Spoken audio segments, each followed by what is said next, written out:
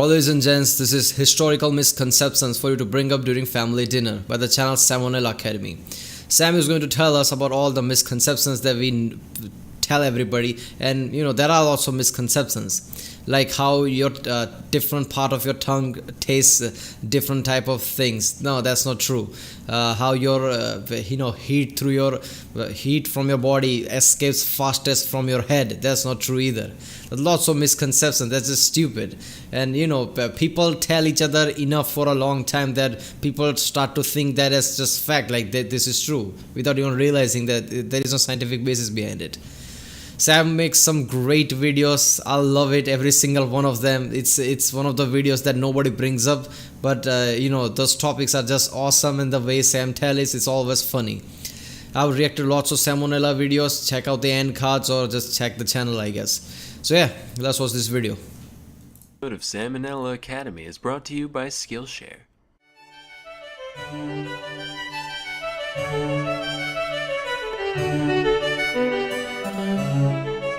Hey kid.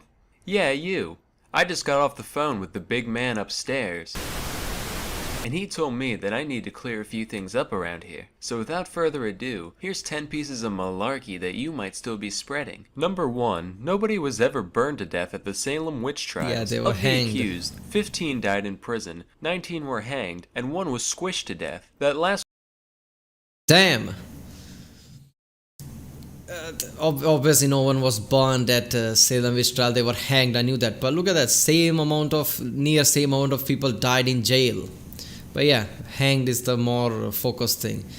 Died by stone. Oh my god, this whole Salem witch trial thing's just effed up, man. It wasn't some 500 600 years ago. It was 200-300 years ago. It's not that far off, man. And people did that shit around that time. That just pisses me off, man. She's a witch. Burner, really? Not burner, hanger, whatever. This one is way more interesting than any cremation, by the way. Dude was a badass. His name was Giles Corey. He was 81 years old and so done with the town of Salem's garbage that he wouldn't even dignify the trial with a plea. So the town stuck him between 2 boards and stacked rocks on top of him in an effort to drive To an 81-year-old. I mean, after sometimes you just have to wonder, is there such thing as humanity in these people? To an 81-year-old. Are you kidding me? out a confession. But every time they tried to get something out of him, all he would say was, "More weight." This went on for 3 solid days until he finally died, never giving any indication as to whether or not he was a witch. One can only wonder. Number 2, the OG Buddha wasn't the obese guy. That's Budai, a Chinese folk character meant to represent Maitreya, aka future Buddha. Now this shirt is double sad. Number 3, Buddha wasn't a god either. He was just a guy named Gautama. Now this shirt is triple sad. Number Yeah, he was a king in India. So basically he was a king and he saw the poor people around him. He's like, why am I so rich and these people are poor while I'm walking around with this great clothes, great food, while they can't even eat, something like that. So he just gave up everything. That's the story.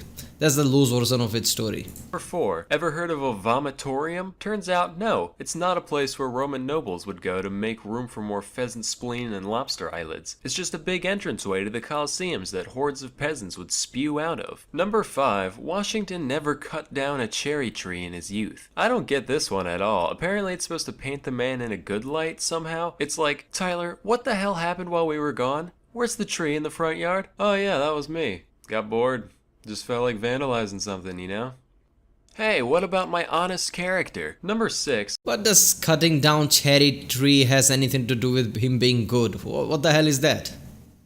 The pyramids weren't actually built by slaves. These workers were respected members of society. They ate meat and worked in 3-month shifts, and even got to be buried right next to the tomb after their death. Matter of fact, that's more than we can say for the people working on man's greatest achievements today. If I spent years of my life helping to build the space station, you're damn right I'd want the SamONella Memorial Corpse Receptacle floating along right next to it. That would be amazing. Number 7. The great I mean, yeah, obviously they were not slaves, but the point is, they couldn't refuse the pharaoh. So, pharaoh comes in and tells you have to do this, and you can't take much of rest. You have to work to your death just to make it, because you are in a schedule and you don't have much of a choice. That is kind of like slavery. That's what the point is. But But yeah, they weren't point blank slaves like kept in captivity and just thrown there to work. They weren't like that. The Great Wall of China is not the only man-made object visible from space. I don't know where you dipshits got this one from. I'm not even sure you can see wall of China from space. It's not that wide, especially seeing from what 100 plus kilometers from the top of the in the sky, in the space, and you're supposed to see wall of China. It's not that wide. How can you see it?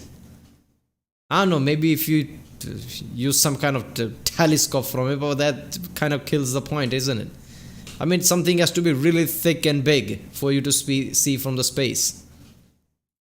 First of all, there's no way you could see it with the unaided eye. The wall is like 30 meters thick at Exactly. most, while the distance to outer space is generally recognized to be 100 kilometers up, known as the Kármán line. To give some perspective, that's like me holding up a standard-sized guitar pick from across the entire length of a football field and asking you what color it is. Also, there are plenty of man-made objects that are way bigger in terms of local surface area than the Great Wall. So even if it was visible, there's no way it would be the only one. Number 8, you might have heard this one before. You know, Hitler was a jerk and all, but hey, he made the Autobahn, so at least he was efficient. Actually, Hitler didn't create the Autobahn. It was already there. He just helped expand it into newer territory. In a similar vein, Mussolini didn't make the trains run on time, with most of Italy's infrastructure repairs happening before his rise to power in 19... Yeah, okay, yes, obviously Hitler didn't create Autobahn, he just expanded it, but that expansion was the key point.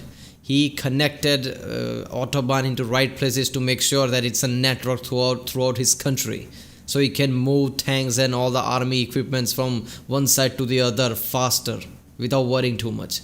That's why Americans saw Autobahns like, I want something like that, and they created interstate system. In that, you can transport military items like tanks and things without damaging the road, and you can transport it from one side to the other side. I mean, that's the key point. That's why Autobahn is so impressive, since it's such connected. 1922, and even then they weren't nearly as punctual as he'd like you to believe. So unfortunately, you're gonna have to find something else to like about these fascists, like Hitler's elegant way of speaking, or the way Mussolini says spaghetti. Number 9, Iron Maidens weren't actual torture devices used in medieval times. Basically what happened is, some archaeologists in the 1800s saw an old metal coffin and some spikes, and said, yo, wouldn't it be wildin' if we put these things up in here, so that way if someone goes in it, they get poked in their bits?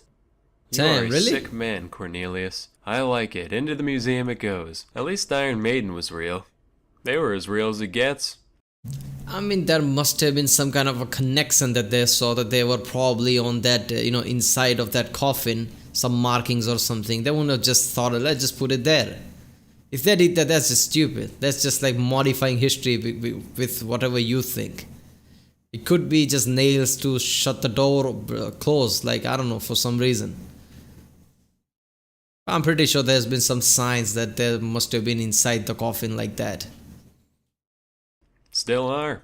And don't you forget it. Number 10, Einstein never failed math. He had mastered both integral and differential calculus by the age of 15. 99% chance this one was just made up to make glue eaters feel better about themselves. Well, congratulations, Dimitri. Looks like you failed pre-algebra for the 3rd time. Brady still can't graduate. Well, hey, that means I'm still on par with famous smart science man, so yeah, worship me.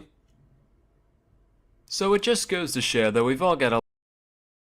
I mean, it's not really misconception. He probably, if he did, but he probably failed math class when he was in school. But after that, he probably learned it and became probably the greatest mind of all time. Obviously, after Newton. Newton was the greatest mind. But still, don't debate me on that. Newton was the greatest mind. A lot to learn about the world around us. That's why you need to go to Skillshare. Skillshare is an online learning... Like always, this was a great video with the great points, man. I love it. Yeah, that Great Wall of China thing, that always has bugged me. Like, you can't see it. It's not thick. How the hell do you see it? That's stupid. But yeah, Great Pyramid makes sense that those are so massive and thick. You can see that. then also this math thing. I mean, Einstein, basically, obviously lots of scientists of past major scientists failed in school in some form of way. It's not because they weren't good at it, it just shows that our education system is so fucked up that these scientists hated that and failed in that, but afterwards on their own they learned lots of things and became the greatest intellectual mind of all time. Alright people, if you like my reaction, don't forget to like and subscribe.